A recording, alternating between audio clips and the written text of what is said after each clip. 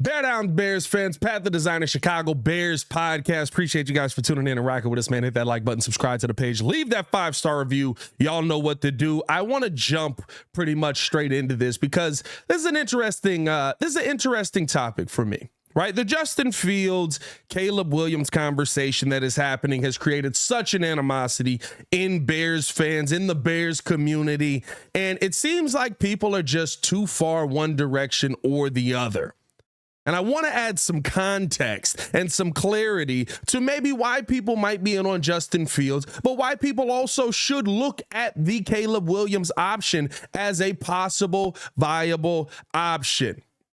David Kaplan on ESPN 1000, Cap and J Hood Show. Tune in 7 to 10 every morning. Love what he's doing. Love how he's been so passionate on the radio for all this time. Came out with a very hard stance against Bears fans, and I'm here to defend that section of Bears fans. Came out with a very hard stance against Bears fans defending Justin Fields and why they're so afraid to go in and talk about greatness. I'm gonna let Cap rant play, and I want everybody to hear it because I don't want to paraphrase anything that he's saying. I'm not going to play the whole thing. There's probably a 3 to 4 minute section in here where I think pretty much surmises in the beginning what he says throughout the entire clip. Make sure to check the clip out over on the ESPN Chicago YouTube if you want to see the full clip as well. We'll have that linked in the description below. But I want you guys to hear kind of where he's coming from. And then I'm going to sit here and tell you where me as the Bears fan who does like Justin Fields is coming from. I want to know from everybody out there, what are you so afraid of? The ones of you that are clinging to Justin. Does not mean he's not a good player. Does not mean he's not a good guy. Why are you so scared to embrace the chase for greatness? When you go out and you go, boy, I'd really like to meet somebody and get married and have a family or at least be in a relationship. You don't take the first person that comes along or go, she's okay. Or he's all right. You don't. You strive to find love. I don't mean Jordan. Why are you so afraid of embracing greatness? Why? There's this kid coming along that every one of the analysts, even guys that did this for a living in the league, that kid's amazing. He's got to be developed. Of course he does. I want to keep Justin. You have the maybe the two best quarterbacks in the NFC playing our division. All I know is they're still standing. Goff, he's taken one team to a Super Bowl. Now he's got another one on course to maybe do that. Jordan Love, his first year as a starter. He's the best quarterback in the NFC potentially. Kirk Cousins, better than any quarterback we've ever had. That means we're fourth in a 4-team division. Doesn't mean that Justin's not a good kid and a talented player. Why are you so freaking scared to chase greatness? Do we not deserve it as a fan base? We've been tortured for so many decades without a quarterback. 100%. And now the one that they're saying is generational, and you are freaking out on social media, calling shows. We can't take that kid. He stinks versus the top 25. That's not an accurate statement. Everybody who does this for a living, I'm not talking about somebody who's wearing polyester in a press box eating free food. I'm talking about guys in the league. Dude, it's not even a decision. That kid is outstanding. You got to develop him. You better put a plan in place. Why are we so scared for some of you? It's like you're cheating on your wife if you give up on Justin. Damn. Sweet mother of God. We may be touched by greatness. Maybe not. He might bust. That's what happens when you chase greatness. It might not work. But it is a no-brainer decision to go down the path and let the GM do all his homework. Now we could trade it for 72 draft picks and have this guy and that guy. Guess what? If you have a Lamborghini and you got the best stereo system and you put these beautiful Corinthian leather seats in and you got these brand new yellow calipers that glisten off the sports car, if the engine doesn't work, the car doesn't run. We're not good enough at the most important position. He's going into his 4th year, and you've been touched by this Gift card, as Dan Wiederer put it. Hey, Carolina gave you a gift card for Christmas. Oh, it's the number one pick and the best quarterback to come out in a while happens to be sitting there, and you don't want him? You're an idiot to not do the homework. Thank you. Great rant. Let's start there. Great rant. I love it. I love the passion. I love the fire. I love the fury. Cap's been bringing that for years. Everybody knows that about him. Here's my question to you, Cap.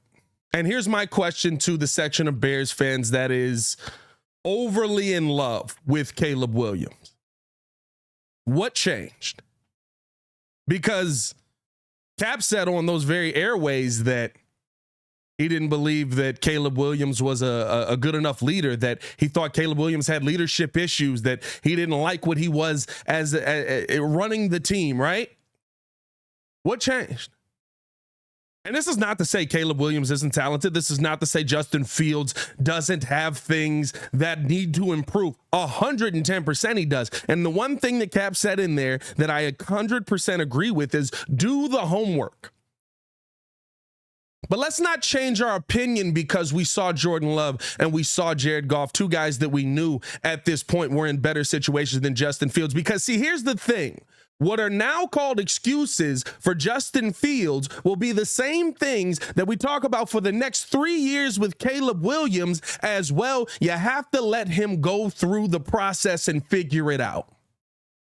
You have to let him deal with a struggling offensive line that your right guard is out for certain. He's got to figure out how to deal with that. The center can't snap the football to you. He's got to figure out how to deal with that.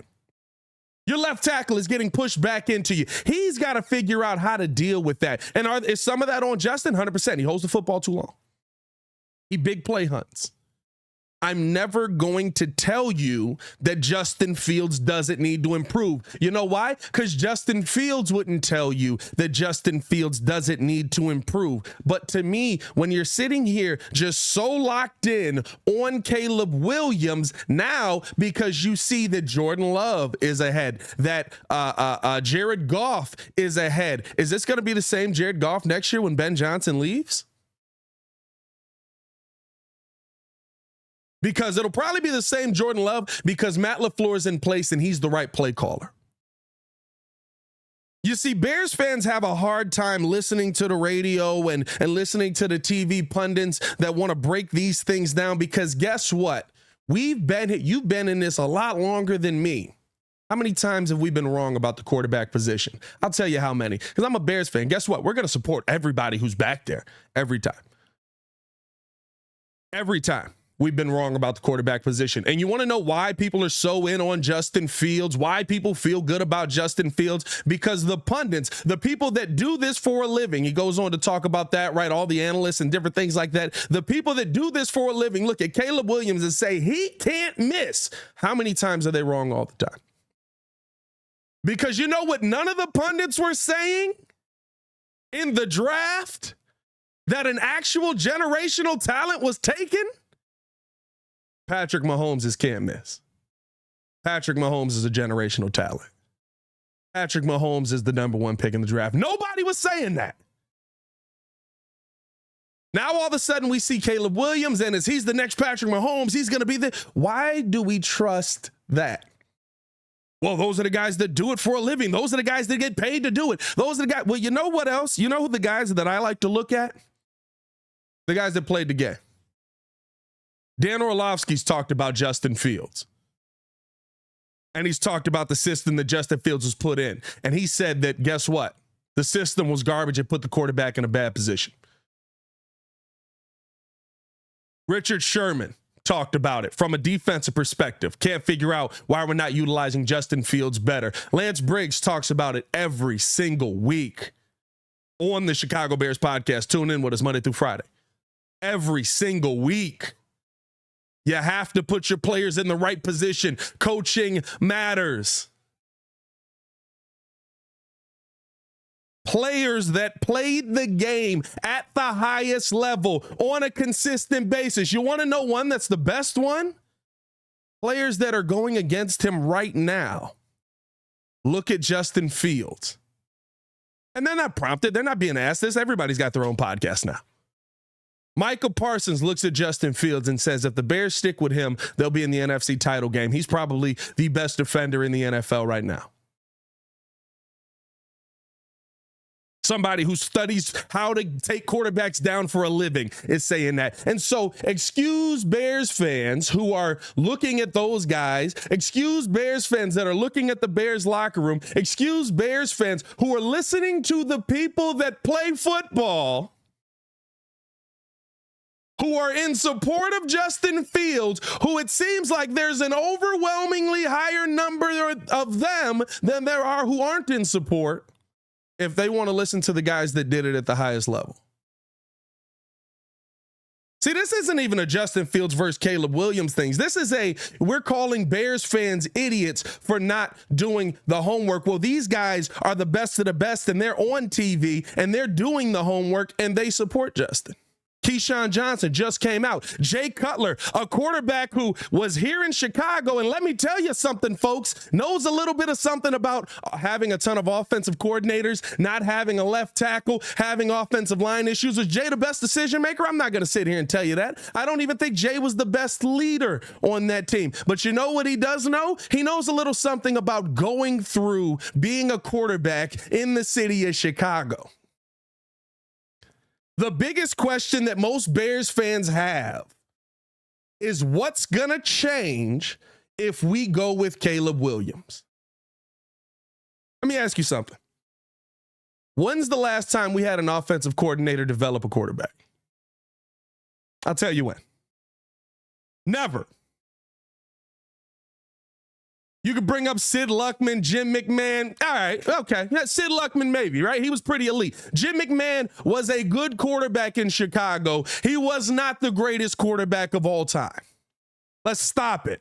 I love Jim McMahon. I love that he was a part of the 85 Bears. Maybe he would have ascended to that had injury and not have taken that away from him. But let's stop with the whole, right, like that's the great. If Jim McMahon's the greatest that we've got, that tells you something about what we've got. Because that was a quarterback in an era in 1985 of football that does not exist anymore. When is the last time you felt that you had a coach in place who was going to develop the talent that you had on this team? Lovie Smith? I was 10 years old when Lovie got here. I'm 29. There's Bears fans that have been in these trenches a lot longer. You're one of them. So when we're sitting here talking about doing the homework is, can you change what the Chicago Bears have been? What gives you the best chance of doing that? I understand we want to see Jesus Christ walk in with a football in his hand and all of a sudden he's slinging it all over the field. He's making the players that you have work here no matter what the system is in place. But I saw a Hall of Fame quarterback in Denver not be able to do that. Talk about Russell Wilson. Oh, well, the coach was bad and the situation was bad. The play calling was bad. And you mean all the things that Bears fans who are in favor of Justin are saying has happened here? Again, the excuses for Justin will be used as the reasons we need to give Caleb time. You want to know why? Because it's the same thing we said with Mitch Trubisky. The biggest sin we ever had with Mitch. I don't know if Mitch could have been a good quarterback or not. I don't. I don't believe that he can. I think he's an underachiever. I don't think he's that good. And he was a bad pick to make over Deshaun Watson. It's stupid, right? Stupid pick. But at the end of the day, instead of going out and saying, all right, we got our quarterback, now what are we going to do? Well, you know what we need to do? We probably need to protect this guy. That's an excuse, though, right? That's an excuse. Protecting the quarterbacks are excuses, even though Jordan Love and Jared Goff are protected. Those are excuses. Even though Kirk Cousins, for the most part, been pretty well protected. Those are excuses, though. Protecting the quarterback's an excuse. Doing the homework. Doing the homework tells me that Jared Goff without Ben Johnson was not the same Jared Goff with Ben Johnson. That means that coaching changed something. And don't give me he took a team to the Super Bowl, because I've been listening to you for a long time, Cap. That wasn't you 5 years ago before, when he was still on the Rams. He was a mediocre quarterback on a great team then, right? With one of the best play callers in the NFL. Is he better than anything we've had here? 100%. But you can't sit here and say, oh, well, now, he's phenomenal. It just happened. It took time. No, it took coaching. It took putting him in the right position. It took protecting him. This Jared Goff is not the same Jared Goff that was in LA. Well, Jordan Love's able to come in. He's doing it with the youngest team in the NFL. This is crazy. How are we going to see this? Because Matt LaFleur knows how to put his team in a good position. Oh, Luke Getsy calls the same system. Guess what? There's a lot of guys that have called the same system, and it didn't look the same. Matt Nagy calls the same system as Andy Reid. Who would you like to have?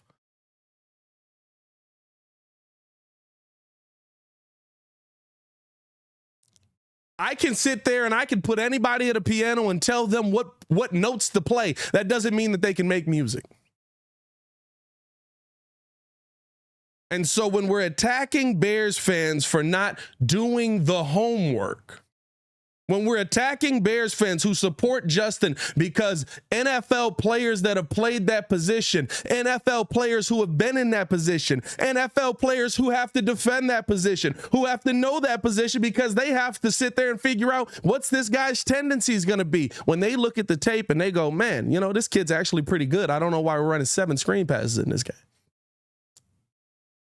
If we keep our foot on the gas here, we're in a very different position in this game. Those guys are in favor of Justin Fields. Excuse the portion of Bears fans who are a little jaded by the pundits that also told us Mitch Trubisky could be the future in Chicago. Excuse Bears fans who are also a little bit jaded by the pundits that have told us for years that, this quarterback's perfect here. This quarterback should work here. Jay Cutler should be able to make this play. We've heard this our whole lives. Excuse us if we want to look to the players that are playing the game currently and the players that have played the game, the players that are in the locker room with Justin Fields, DJ Moore, Jalen Johnson just did an interview. Excuse us if we look at those guys and we go, man, they feel like Justin's pretty good. I think they're probably a pretty good judge of talent. And here's the thing at the end of the day. It's up to Ryan Poles. It's all up to Ryan Poles.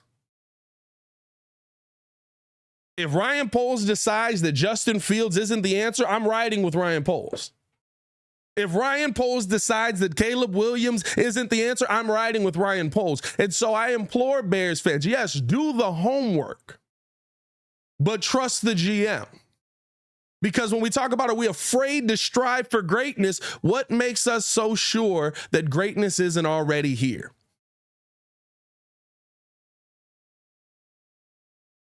All of a sudden, when it doesn't work out, now last season comes into play. Now his numbers from last year, this guy's been this for years. Well, yeah, he came in a situation where his left tackle was 40 years old and got killed, where last season the team basically said, give up. And now you have this season where it starts to move in the right direction. We have 2 games that we feel like Justin Fields performed really well in and should have won, but coaching decisions made the difference there. We could be finishing this season 9-7 instead of 7-9, and yet because those are the ifs, we don't want to have that conversation. That's all I'm saying. Let's not attack Bears fans for believing in the guy that's under center, because guys that have done this also believe in the guy that's under center. Guys that have done this also look at the guy that's under center and feel really good about him.